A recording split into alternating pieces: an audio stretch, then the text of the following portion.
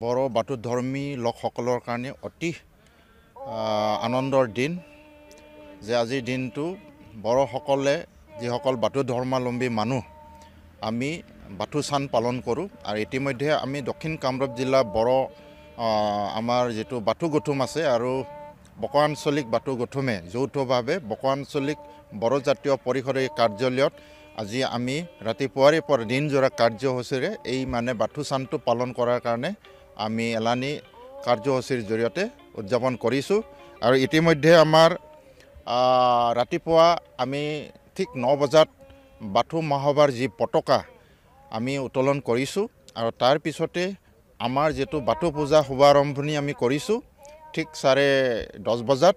আৰু তাৰ পিছতে আমি 11 বজাত মাইনাও আমি আদৰণি কৰি আনিলোঁ আৰু মাইনাও আদৰণি কৰি অনাৰ পিছত আমাৰ বৰাই বাথুৰ বেদিত আমি সংস্থাপন কৰি বা মাইনাও আমি সংস্থাপন কৰি বাথু আৰজ আমি আৰম্ভ কৰিছোঁ আৰু বাথু আৰজ আমাৰ গোটেই বড়ো ৰাইজে নহয় বা বাথু ধৰ্মাৱলম্বী মানুহৰ কাৰণে সমগ্ৰ মানৱ জাতিৰ কল্যাণৰ কাৰণে আজি আমি বাথু আৰজ কৰিছোঁ। বাথু পূজাৰ শুভেচ্ছা থাকিল পোনপ্ৰথমে আপোনালোকে জানে আজি সমগ্ৰ অসমত বাথু উৎসৱ তথা